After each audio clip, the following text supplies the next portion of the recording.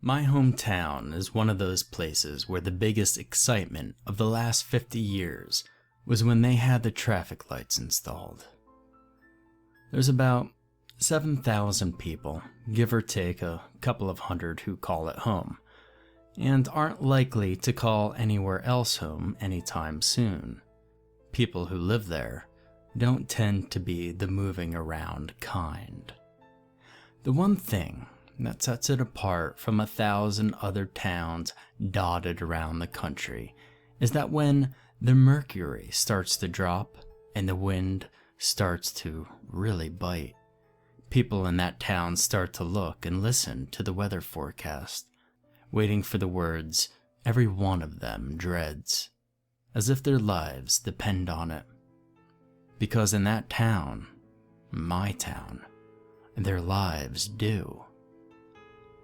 Tyler Scorgie would have drifted through life leaving little or no impact on the world, a busted nose here and there, half a dozen rap sheets, and no doubt a child or two who would inevitably grow up with as little love and respect for their old man as Tyler had for his. Growing up in that town in the mid-70s, there wasn't a lot to do, short of getting loaded, getting high, and getting into a fight, and Tyler Scorgie had all those boxes good and ticked. The winter of '75 came a little earlier than usual, and it took most people around those parts by surprise. Snow chains hadn't been dragged out from their summer retreats. Lagging hadn't been checked, gutters not cleaned. Friday night saw the usual crew at Woody's Bar and Grill, drinking beer, talking crap, and shooting pool. Tyler was good at all three of them, particularly the first two, but him and the usual crew, well, let's say he wasn't an honorary member. He preferred his own company, and that was just fine with most of the other people. That evening started with Tyler and a six-pack getting to know each other. Parked out off Highway 48, sat in the cracked leather seats of his Dodge Charger, Neil Young on the radio, his legs stretched out on the dash. 3 years earlier, he'd driven into the back of a combine, totaling his Oldsmobile, and meaning for the rest of his life he'd be forced to drag his right foot behind him when he walked, like a roll of carpet. It wasn't as if he was going to be playing high school football for a living, and he could still drive, drink beer, and use his fists. So Tyler figured that in the scheme of things, it could have been a hell of a lot worse. He drained the last of his beer, hurled it out of the window, and absently-mindedly massaged his leg. He didn't need no weather forecast to tell him when the weather was going to make a turn for the worse. His leg did all the telling he ever needed. And that evening, it was making its opinions very clear. Tyler didn't need much to push him over the edge, from a frustrated, angry young man into a very frustrated, angry young man, and his leg had enough push in it for several Tyler Scorgies that night. The snow began falling as he was approaching Woody's, thick flakes catching in his headlights before settling on the already frozen ground. He had half a mind to drop by Woody's to see if Vicky Slater, his on-off, more off than on in recent months, girlfriend, was there and wanted to do some warming up. He decided against it, but as he pulled level with the low wooden shack, its neon sign blurred by the falling snow, highlighted like a still from a Technicolor movie, he saw Vicky, those big ruby red lips of hers clamped over Roy Danson's flash-talking mouth like she was trying to save his life. Tyler's leg involuntarily stamped down on the gas, his mind doing likewise, racing away with uncalled for or wanted images. A red-hot rage cascading over him like a waterfall. Gripping the wheel, the way he was picturing doing to both Danson's and Vicky Slater's throats, he swung the wheel around, misjudging both his speed and the conditions. The back of the car started to slide, and a combination of the alcohol in his system, the fury in his head, and the snow on the road meant he overcompensated, sending the car careening across the slick highway. The vehicle was traveling at just over 50 miles an hour when it left the road, vaulted the ditch, and ran alongside and plowed into the far bank. It took Tyler Scorgie 6 hours to die. His last evening spent in a series of episodes as he drifted in and out of consciousness. Even if his back hadn't been broken, he couldn't have crawled out of the car. His legs held tight by the crushed charger. In moments of relative clarity, his mind taunted him with images of Danson and Vicky Slater, while the rest of the time, searing pain racing up and down his shattered body, his mind was a jumbled cacophony of violent images, actions, and thoughts. The snow continued to fall, blanketing the roof of Woody's, Highway 48, and the red Dodge Charger.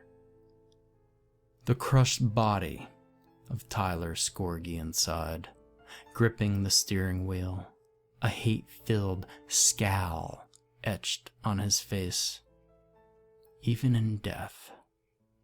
The first footsteps appeared 3 years later. Sally Madison's father was the first to see them.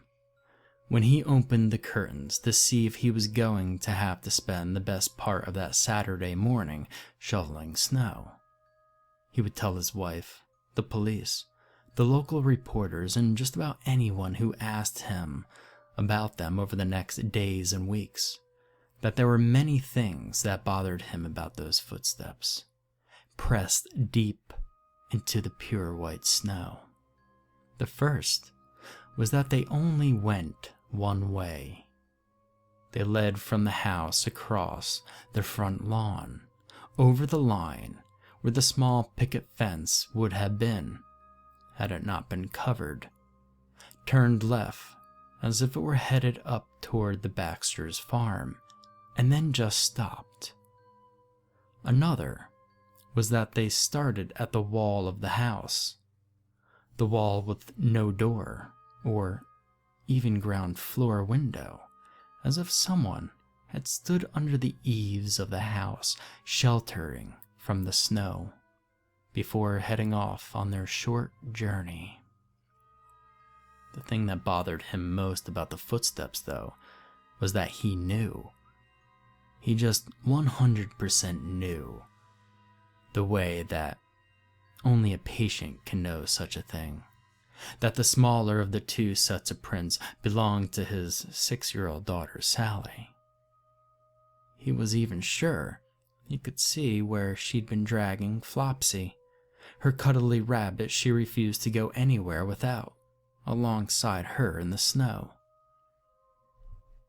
There were more smaller footprints, their owners' legs obviously far shorter than those that made the other set of tracks. The most noticeable thing about the larger set was the way that the right foot was dragged behind, flattening large rectangles in the snow. Sally Madison was never found, or for that matter, was Flopsy. Her father was taken into questioning at one stage, and though he was released, the rumors didn't die down. Coincidentally, on the day that he and his wife began divorce proceedings, a little under 2 years later, the footprints appeared again.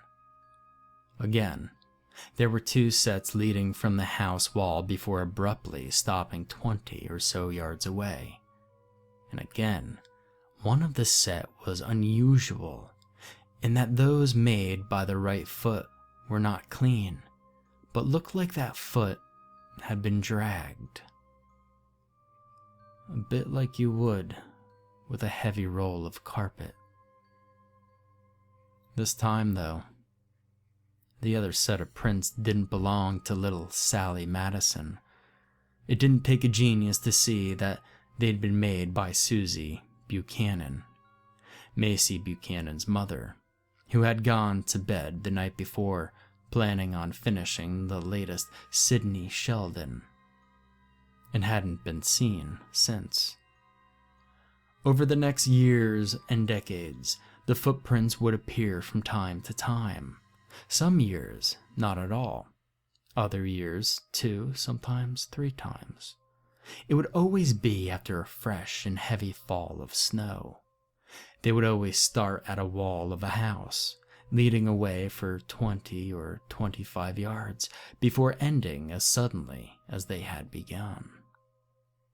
One set was always characterized by the right print looking like it had been dragged through the snow, while the other set was always different and always belonged to a person, usually a girl or a woman, who had lived in the house from where the prints led, and who would never be seen again. A lot of people said that the prints, the ones with the crippled right leg, belonged to Tyler Scorgie, who had lived in the town several years earlier, and who had died when his Dodge Charger had run off Highway 48 in a snowstorm. There were even some people who claimed that he was taking the people to a good place, a happy place, one without pain and misery. But those who had ever met Tyler Scorgie, or had known him, know different.